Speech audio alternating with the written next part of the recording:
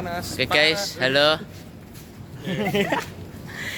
Di hari ini kita di seni galeri seni Galeri panas, bro.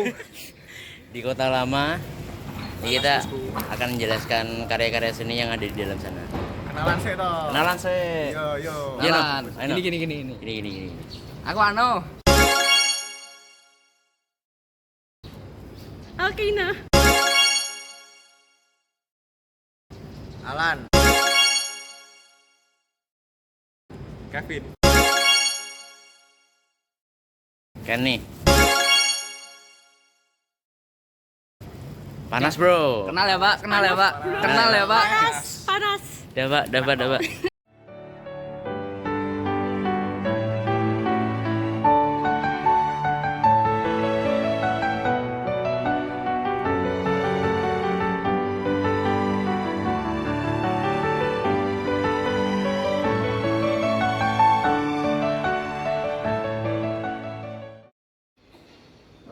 Jadi saat ini saya sedang berada di Parisburg. Sana berjudul Sinti atau Tribute Gus Dur yang diciptakan oleh Nasir. Pada lukisan ini sudah tampak ada sebuah meja yang terdapat berbagai hidangan yang biasa dipakai oleh keluarga-keluarga Tionghoa untuk merayakan atau mengenang tokoh atau keluarga dekatnya yang sudah wafat. Lalu pada bagian sini ada meja besar yang di atasnya ada dupa, ada lilin, guci, dan berbagai ornamen-ornamen yang digunakan sebagai pelengkap untuk mengenang tokoh yang sudah wafat atau keluarga dekat yang sudah wafat. Pada bagian tengah ini terdapat satu benda yang mungkin memiliki tujuan untuk mengenang keluarga atau tokoh yang sudah wafat yang bertuliskan kata Abdurrahman Wahid. Yang pada bagian atas sana terdapat gambar tokoh Abdurrahman Wahid. Lalu lukisan ini dibuat di atas media kanvas berukuran 180 cm kali 150 cm. Pewarnaan lukisan ini menggunakan cat minyak pada keseluruhannya, dan komposisi warna yang digunakan lebih dominan warna coklat. Lalu interpretasi dari karya ini dimaksudkan untuk mengenang tokoh Gus Dur yang dianggap berjasa bagi keluarga Tionghoa, sehingga keluarga Tionghoa ini mengenang Gus Dur sebagai tokoh yang sangat penting. Lalu keluarga Tionghoa ini mengadakan suatu perjamuan untuk mengenang jasa Gus Dur. Lalu kritik dan evaluasi seni dari saya, karya seni ini cukup bagus, penggunaan warna yang sesuai dengan tema, sehingga membuat orang-orang yang melihat karya ini dapat memahami karya seni ini dengan cukup mudah. Terima kasih. Baik, jadi saya ada Eric Evan yang berjudul Santri. Di sini kita diperlihatkan suatu ceritakan komik yang digambarkan aslinya pada kanvas digital yang harus kita untuk memuat sebuah kanvas. Bisa dilihat bahwa dalam komik ini ada seorang tokoh Kristen atau Katolik yang sedang membahas salib. Juga ada beberapa orang. Lalu tokoh Kristen tersebut bertemu dengan tiga tokoh Muslim. Tokoh Kristen punya kaget ketika mungkin jadi atau dihubungi dengan tokoh yang ini sudah membawa palu atau senjata atau menaikkan namanya, tapi aslinya tidak menaikkan namanya, hanya untuk membantu tokoh tersebut untuk membawa salib tersebut ke sini untuk melakukan pekerjaan pada suatu gereja. Gereja ini pun dikerjakan oleh banyak orang, tidak hanya tokoh-tokoh seperti Kristen atau Katolik. Dilihatkan di sini juga ada tokoh Hindu yang membantu dalam pembuatan gereja ini. Juga ada Pancasila yang diperlihatkan dalam gambar ini, yang tentunya memiliki moto Bhinneka Tunggal Ika atau berbeda tetapi tetap satu. Ya, ini menjelaskan bahwa meskipun kita berbeda-beda dalam ragam atau meskipun agama, kita tentu harus membantu satu sama lain untuk satu tujuan. Juga dibenarkan di atas orang ada dua tokoh yang bisa dikatakan orang yang sudah meninggal atau wafat melihat kejadian semua ini dan ketawa bahwa ragam ini hal yang lucu atau menyenangkan hati mereka. Dalam keseluruhan ini warna yang digunakan dominan coklat maupun biru untuk evaluasi ataupun kritik. Saya pikir bahwa ini semua menjelaskan suatu pesan lintas yang membuat orang-orang mungkin melihat lukisan ini memahaminya. Sekian dari saya. Bagi Pak Fahmi, dan ini adalah salah satu karya seni dari Pak Putu Sotawijaya, berjudul Kembang Pesisir. Dan ini adalah salah satu karya berada di atas kanvas dengan ukuran 145 kali 120 cm. Karya ini melukiskan tentang salah satu kembang. Ini adalah bunga. Ini ada motif bunga, ini ada motif bunga, ini bunga, dan garis-garis ini sebagai batangnya. Kemudian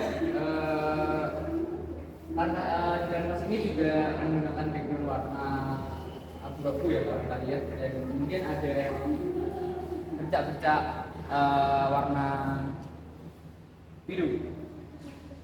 Kemudian dari apa ya, garis-garisnya ini udah mulai ada timbul kayak unsur garis, ada unsur titik, unsur garis yang membentuk batang, kemudian unsur titik yang menimbulkan bercak karena memang ini adalah tergolong dari lukisan abstrak.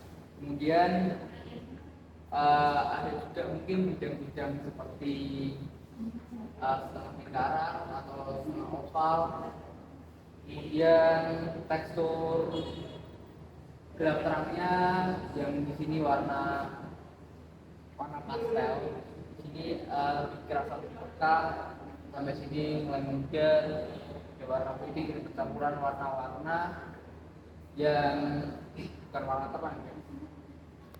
Kemudian untuk interpretasinya ada seperti warna hitam yang menurut saya menggambarkan salah satu ketenangan. Mungkin ini adalah ceritanya kan kembang atau bunga yang tumbuh di pesisir. Seperti kalau mungkin ya kita lihat bunga atau kembang itu jarang kita temui di pesisir.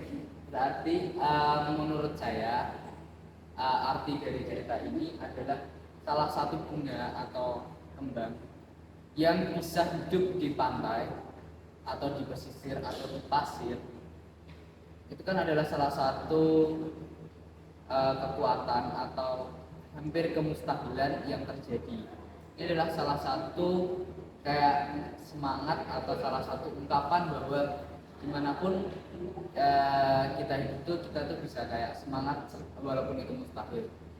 Kemudian untuk bercak-bercak seperti warna biru ini itu mungkin menggambarkan air yang memberikan bunga tersebut kehidupan, dan semua aspek di sini berkumpul menjadi satu dalam satu kanvas yang memiliki cerita.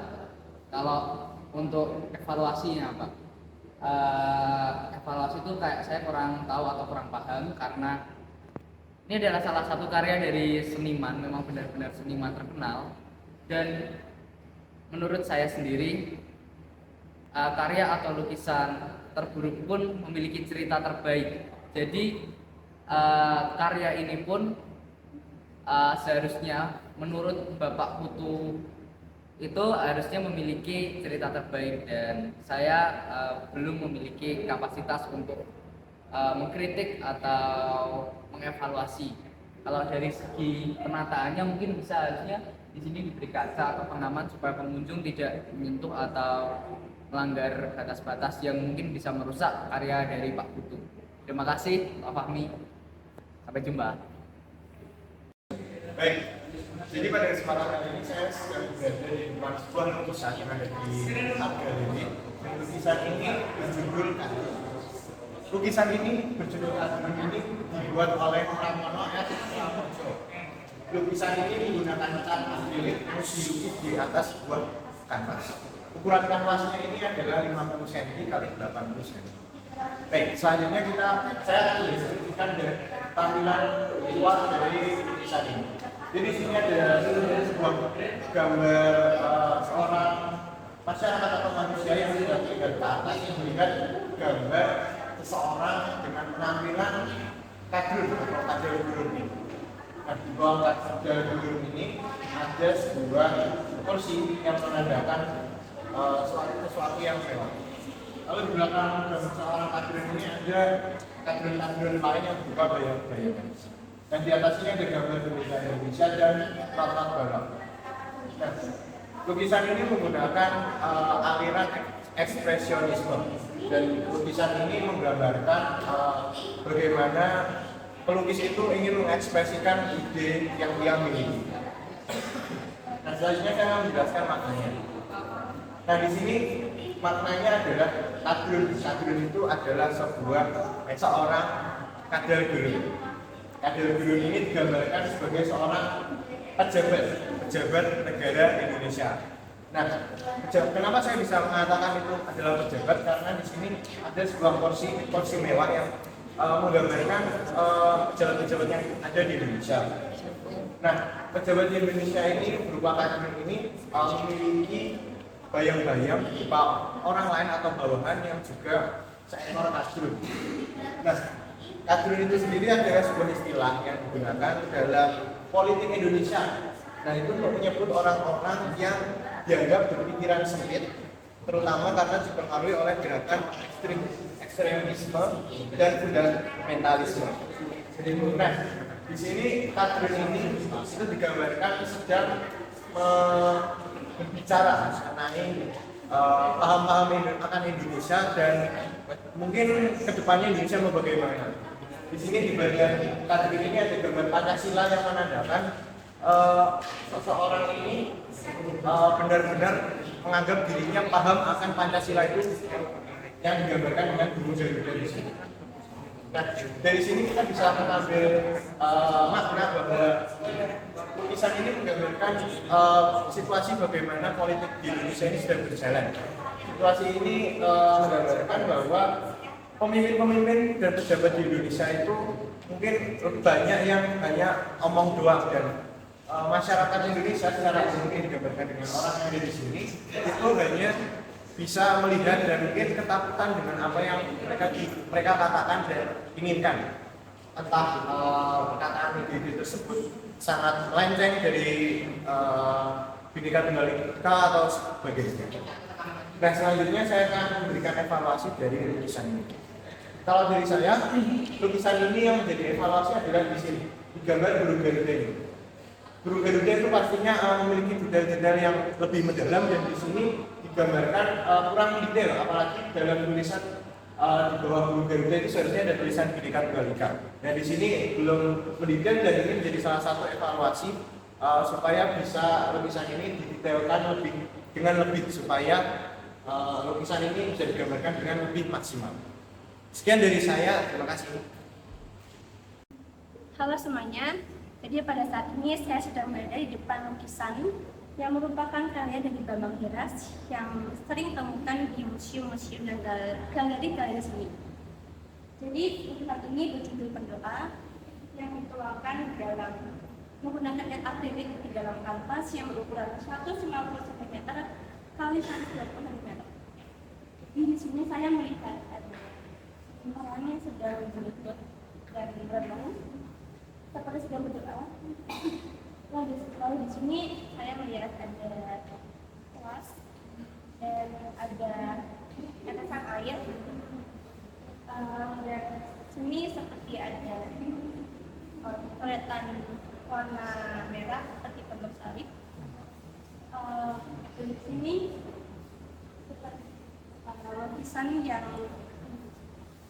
merupakan lukisan abstrak dan Bambang Heras ini dikenal dengan karyanya yang menggunakan tinta karena menurut beliau ini tinta itu cepat udah kering dan kain, jadi beli anak untuk pakai. Ini di sini ada kelas yang menggambarkan seperti doanya yang menolong dia, yang menguatkan dia untuk menjadi versi yang terbaik dari diri sendiri. Sekian dari saya. Outro. Jadi, oke Pak, kita udah selesai. Apa? Jelasin ya? Jelasin bersiarah.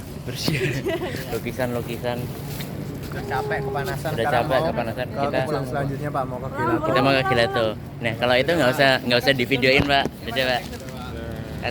Dadah Pak, makasih Pak.